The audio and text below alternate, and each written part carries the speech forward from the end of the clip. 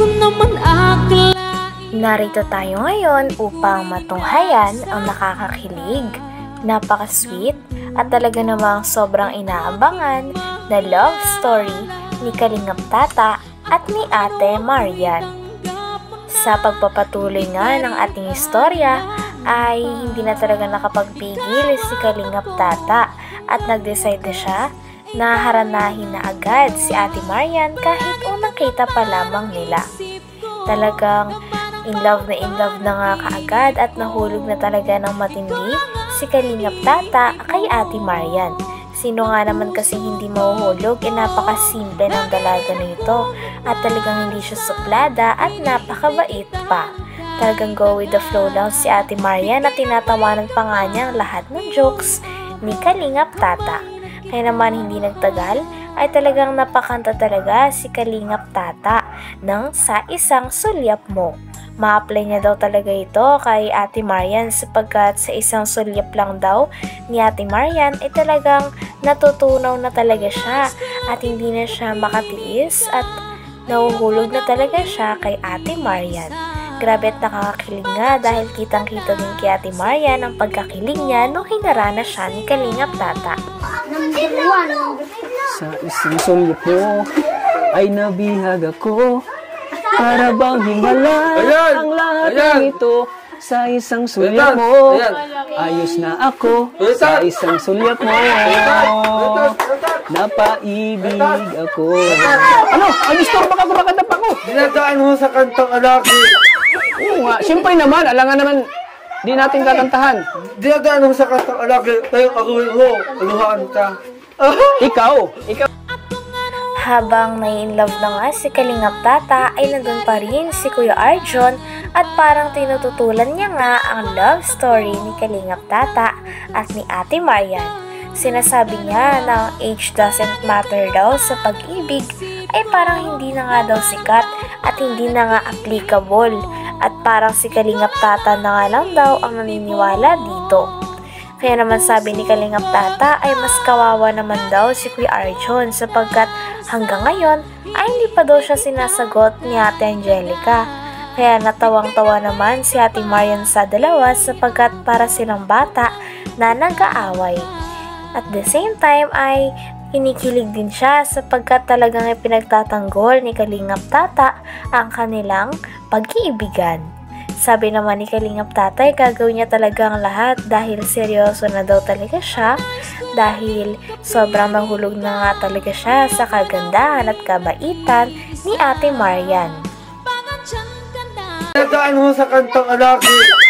Oo nga. Siyempre naman. Alangan naman di natin kakantahan.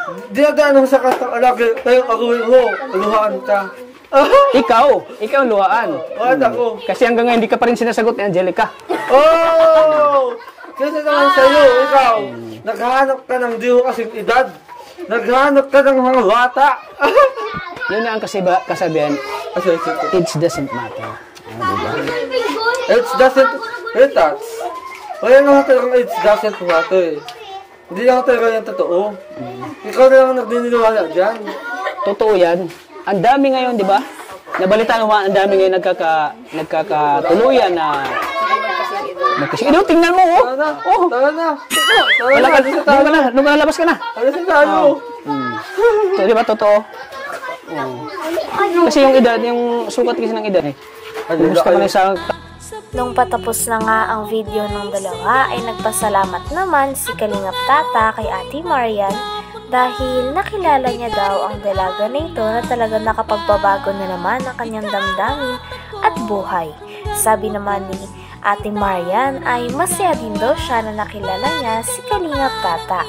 Nang binanggit niya ito ay talagang kinilig niya si Ate Marian at lalong-lalo na si Kalingap Tata dahil hindi siya makarecover na nalulugo din palang makilala ni Ate Marian si Kalingap Tata.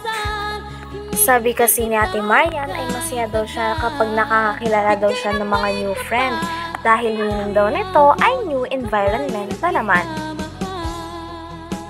Sukat kasi ng edad gusto ka na isang tao kahit matanda ka na. Basta nakitaan ng anak niya ko. Basta nakitaan ka ng na mabait ka. responsable ka, hindi na sukat sa edad yun. Tulad sa'yo, wala ka pang kakayahan na buhayin. Wala problema ng tatay, wala man. Kailangan mo talaga palang magsikap mag-aaral. Opo. Sa'yo masaya ko Marian, ang kinangan ko. Same po. Ikaw din, masaya ka? Ano po, mas gusto ko pa nakakilala ng bagong part para may environment mo po. Wow, grabe. Thank you. Okay. Okay lang ba na mas ko sa edad mo? Mas ahead ako ng edad mo. Ilang taon ka na po? Hulaan mo kung ilang taon. 31. Ha? 31. Ay, salamat. Tama na, nahulaan mo.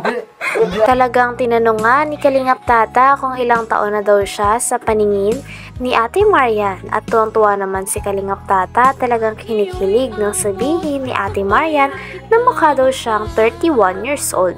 Grabe at nagulat nga, tuwang-tuwa si Kalingap Tata dahil mukhang bata pa daw siya para kay Ate Marian.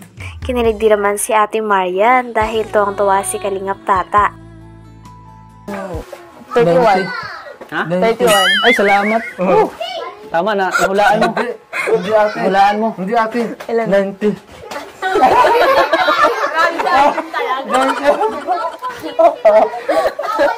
Grabe no, bata pa lang ako sa paningin mo. Titignan ko lang po yung face figure niya. Ah, siya? Face figure. Grabe, 31 pa ako bro. Salamat. 31 pa ako, mababata pa ako lalo.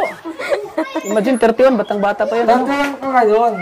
Pero sa totoong buhay, hindi tayo rin ang edad mo. Ano? 46. Hira ka talaga, Arjun. Butog ka talaga, Arjun. Nakantahan ko lang siya. Wala kayo magkantahan kita? Okay lang po. Bakit kapag tumitingin ka, natutunaw ako? Bakit kapag lumalapit ka, kumakabog? Grabe at napakarami ang kinikilig sapagkat nagkakilala na nga talaga si Kalingap Tata at si Ate Marian. Talagang nakakakilig ang dalawa panoorin dahil si Kalingap Tata ay kitang-kita sa kanya na gustong-gusto niya din ang dalaga at si Ate Marian naman ay talagang go na go din sa mga banat ni Kalingap Tata. Bakit kapag lumalapit ka, kumakabog ang puso Wag ko? kang maniwala Bakit dyan. kapag nandito ka, sumasaya ang araw ko? Nabaliw sa tuwa ang puso ko. Sa isang sulyap mo ay nabihag ako, para bang himala ang lahat ng ito. Sa isang sulyap mo, ayos na ako. Sa isang sulyap mo, napaibig ako. Wag kang maniwala dyan. Hindi ka na mahal talaga.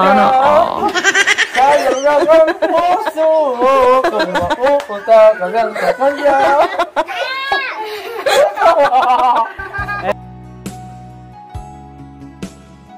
Grabe at sana nga magkaroon pa nga ng part 2 ang kanilang pag-ibigan at kanilang pagkikita dahil napakaraming fans na nga ang nangihingi ng part 2 nito dahil sila din ay kinikilig kay Kalingap Tata pati na rin sa napakagandang dalaga at napakabait na dalaga na si Ate Marian.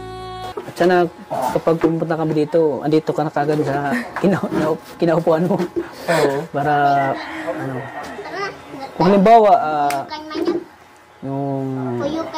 okay lang ba siya na mabisita ako ulit? Depende po pag nandito din ako. Pag nandito. Paano pag wala ka dito? Ay, di ba naman po? Kabira. Sige, sana maano kita, machimpuan kita dito na lagi mo dito. Okay po. Kasi, may na kasi ako dito eh, may 3 beneficiaries ako dito na tinutulong. Hanggang dito na lamang muna ang ating nakakakilig, napaka-sweet at talaga namang sobrang nagtitrending na istorya ni Kalingap Tata at ni Ate Marian. Maraming salamat sa inyong panonood. Hanggang sa muli. Bye!